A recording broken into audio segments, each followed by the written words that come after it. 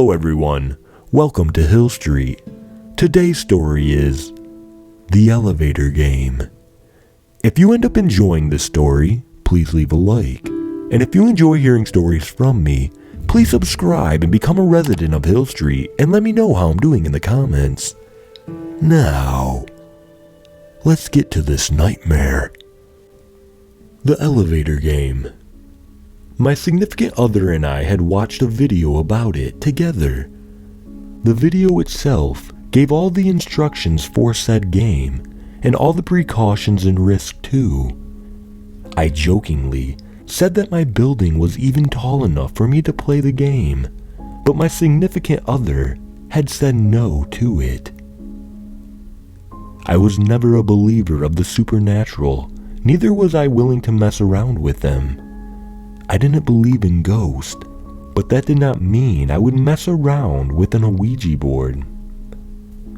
The game's rules are as follows. This ritual required nothing more than a building over 10 floors. Luckily for me, mine had 13.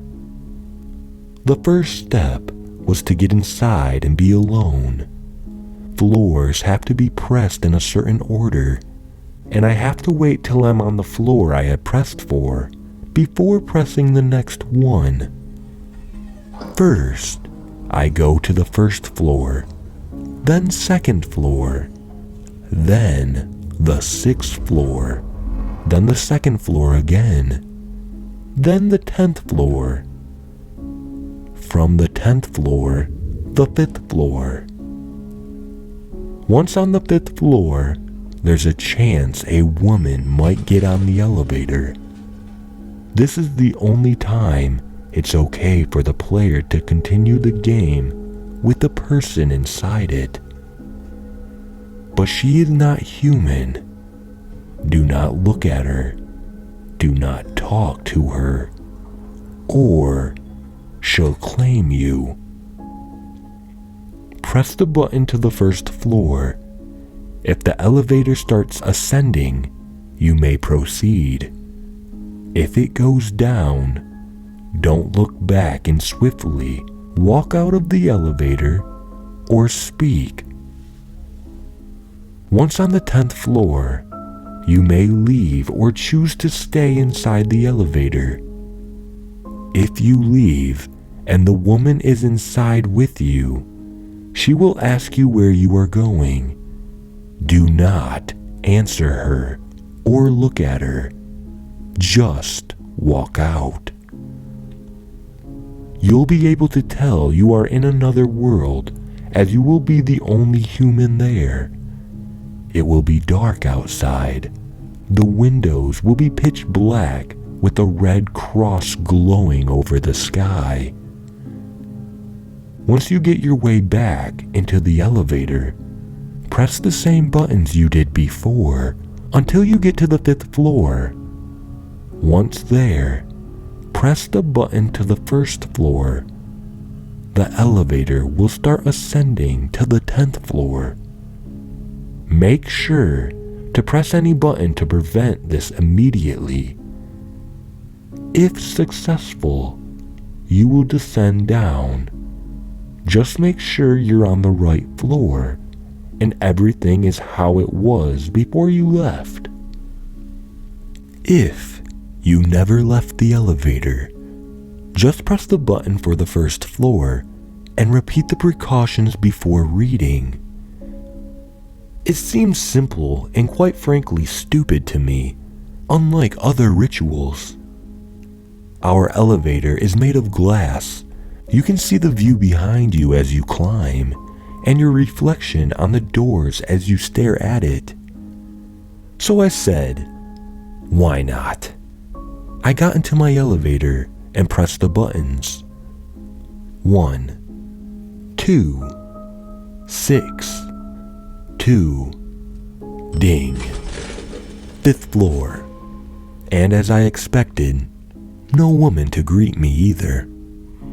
I pressed for the 1st floor, and to my surprise, the numbers started blinking into bigger numbers as I ascended up to the 10th floor.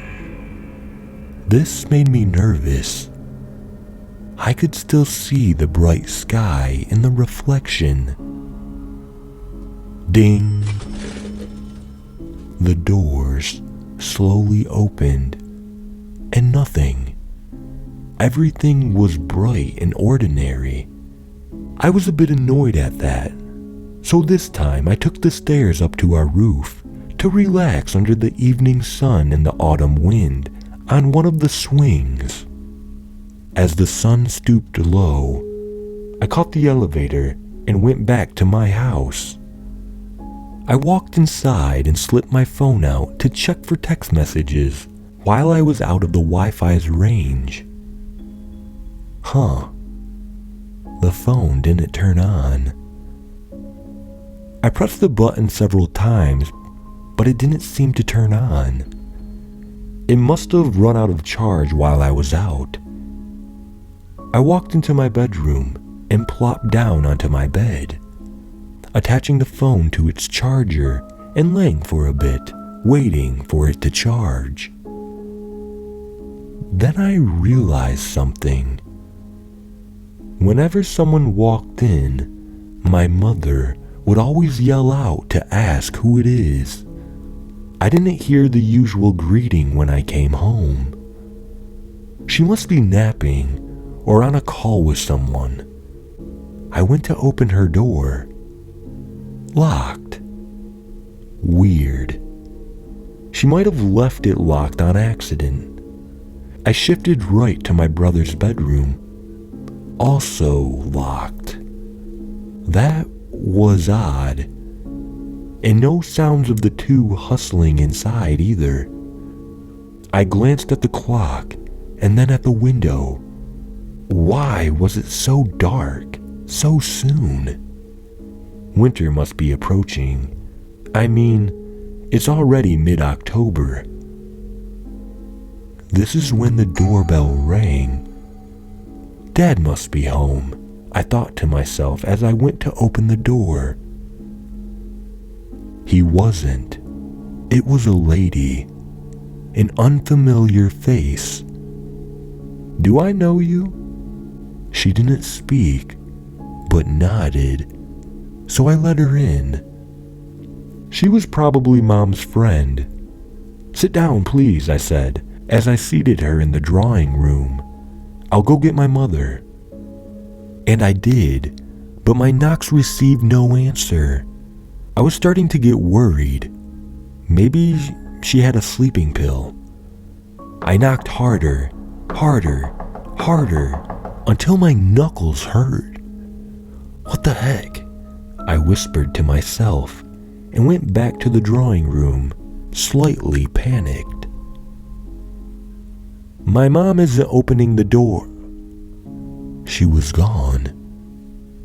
My anxiety started to flood through my veins as my sweaty palms gripped the door handle, trying to rationalize what was happening. It couldn't be. Was I in another world? Yeah, the sky was black, but no red cross in sight. It could be thunderstorms lately that have been going on recently.